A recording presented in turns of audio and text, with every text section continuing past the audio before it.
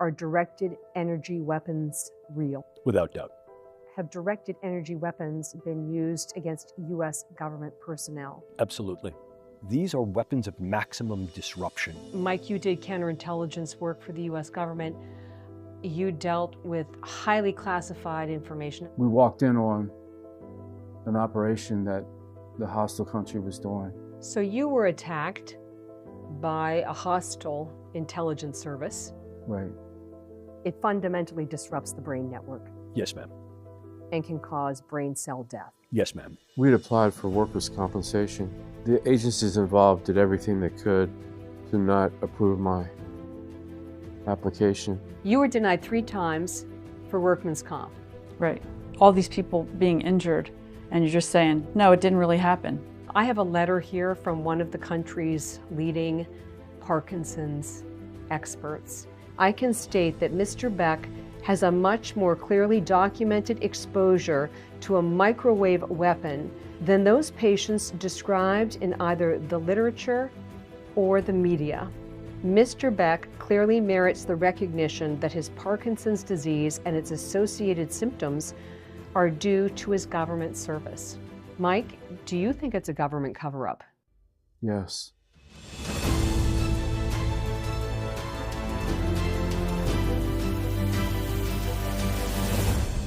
Based on your firsthand research, are directed energy weapons real? Without doubt.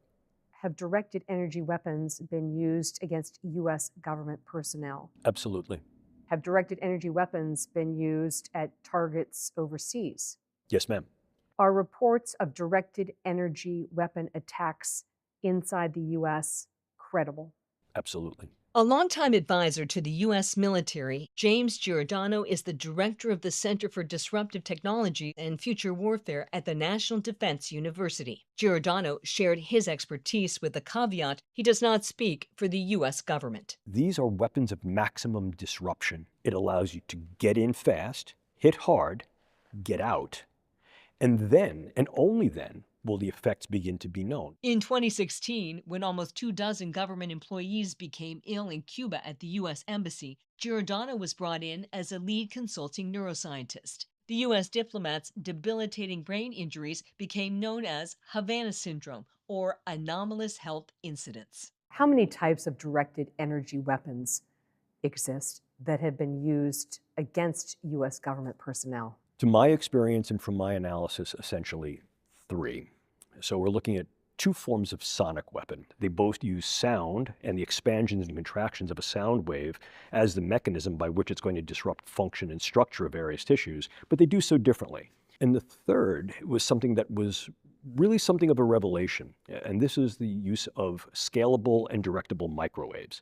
With nearly 2,000 reported attacks in more than a dozen countries, our team hit the road to investigate validated Havana syndrome cases. We traveled to Maryland and this assisted living facility to visit retired counterintelligence officer Mike Beck. Medical records we exclusively obtained link a microwave weapon to Beck's clearly documented brain injury. Beck moved here last August after his condition worsened, and his wife of 40 years could no longer care for him at home. It's devastating. We had a bucket list for when we retired, and being together was on it, not living apart. Mike, was it a hard decision for you to leave your family home and move into assisted living at, what, 63? It was hard. It was depressing. But I understood the situation I was in. Help people understand what they're seeing and hearing from your husband. So it has been a slow deterioration over time, and he's gradually losing his train of thought. He forgets what the next word is, so he'll get stuck, and he'll stop because his brain isn't processing fast enough. An incredibly sharp and capable counterintelligence officer, much of Beck's 33 years of government service remain classified. Beck's progressive brain injury has left him physically and mentally debilitated. We took multiple breaks during our interview. Mike, you did counterintelligence work for the U.S. government. you dealt with highly classified information above top secret special access programs. Does your government intelligence work remain highly classified to this day? Yes.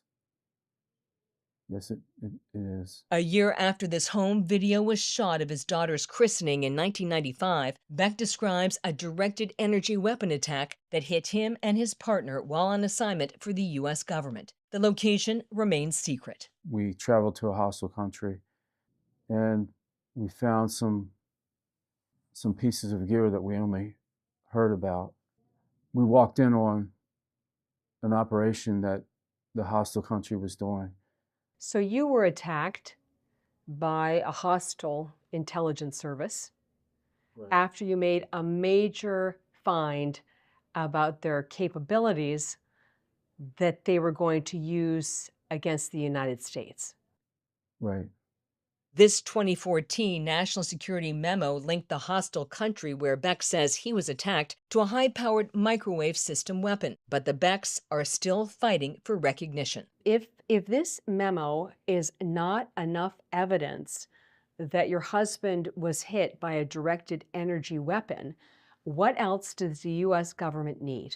They basically wanted the hostile country to say, yes, we hit Mike Beck on this date, this time, in this place. Why do you think the U.S. government is setting the bar so high? I think they just wanted to protect their reputation instead of protecting their employees. Giordano showed us how brain injuries like Beck's can happen. Hollow spaces in the skull, the mouth, nose, ears, and eye sockets can become echo chambers, funneling energy waves into the brain with catastrophic consequences. I think the easiest way for a layperson to understand what particularly rapidly pulsed microwaves could do is to think about something like Wi-Fi connections in a cellular phone. So if you were to take your phone and put it in the microwave oven for a second or 2 seconds, you would take the phone out and structurally it would look fine. It would seem that it would be working just fine for you on some levels. But the actual sophistication of that phone would have been changed as a consequence of the microwave damage.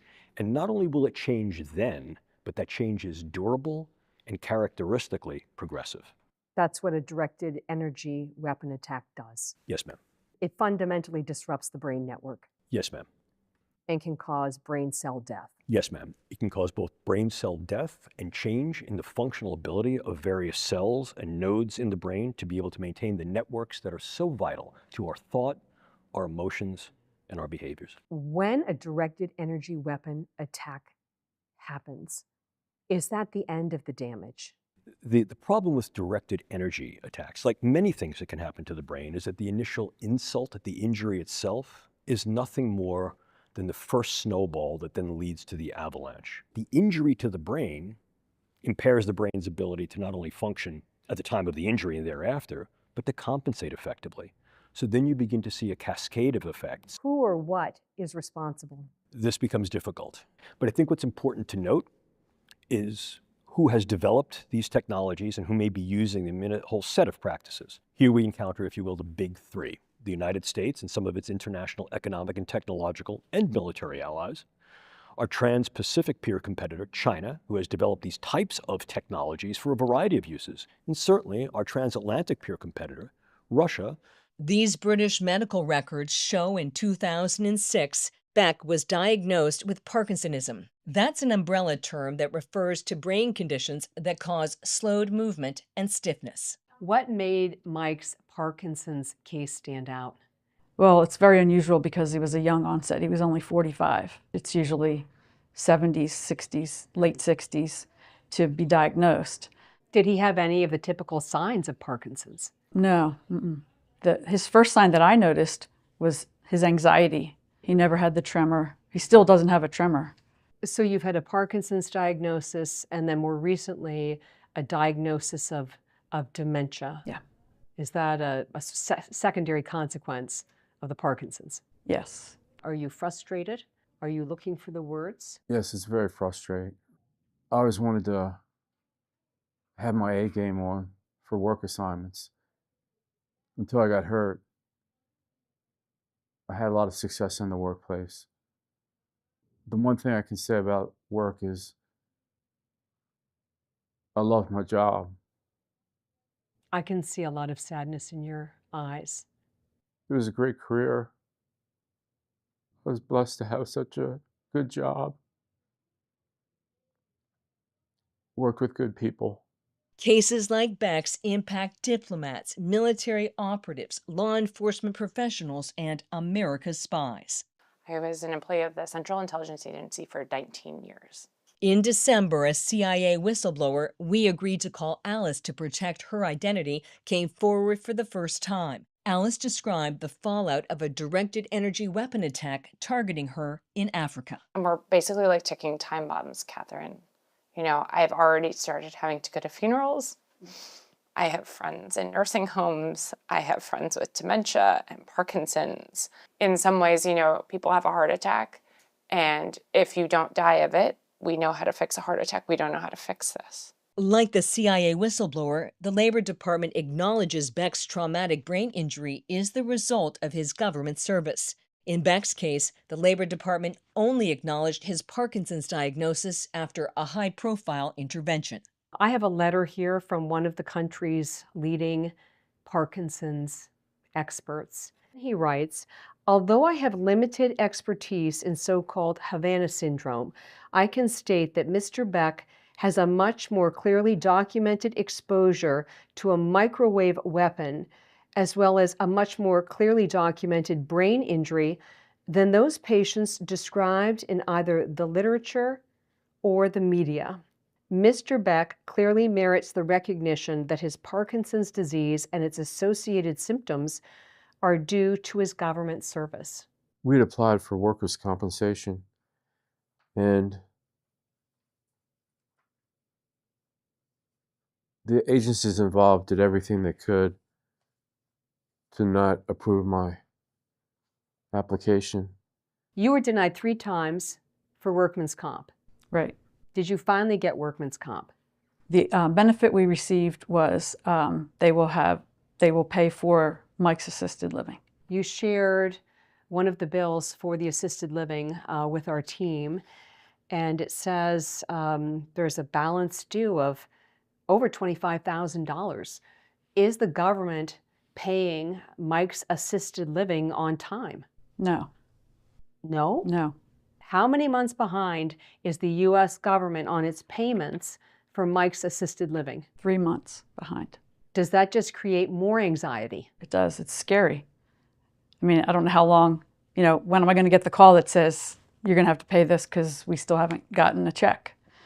And it'd be devastating because, we're not living on a whole ton of money.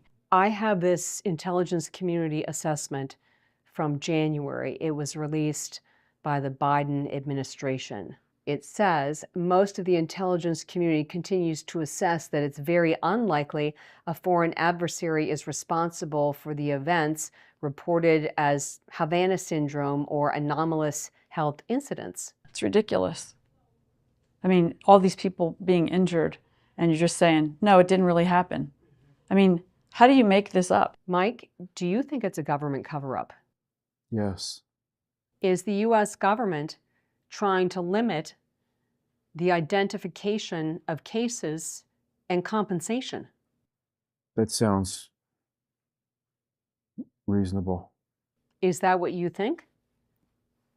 I think it's problematic that there's evidence that the U.S. government has regarding the availability and use of the weapons, and that hasn't been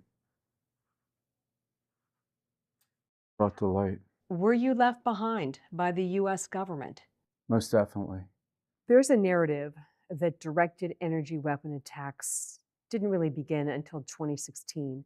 Is that a false narrative? It is. It is. I think part of the problem is that the cases prior to then were far more insular cases, and they occurred in particular circumstances that did not warrant broad public dissemination. In other words, characteristically, it was some aspect of that case that was classified. The Trump administration is more openly addressing Havana syndrome. In February, we sat down with Secretary of State Marco Rubio. But I think there are most definitely cases where there is no logical explanation other than the fact that some external mechanism caused them to suffer brain injuries that in many cases look like they were hit over the head with a baseball bat or assaulted somewhere. We can't ignore that. And in the meantime, what we have to ensure is that whether they were State Department personnel or working for some other agency, that those people are getting the treatment and the support that they need. Has there been a sea change within the US government about directed energy weapon attacks? But it's been perceptible to me and from many of my colleagues that at this point there's really much more of a lean in to this, recognizing A, the reality of the actual devices, B, the reality of the individuals who suffered an injury, and C, the need to do something about it. Mike, what are you fighting for? Equity for our family. What are you asking President Trump to do? Clean up the mess that's been made with all these inaccuracies. Rita, what are you asking President Trump to do? I think he needs to show that we care about Americans first, and that other countries, even if you don't name them, don't have the right to harm our people, and it should stop.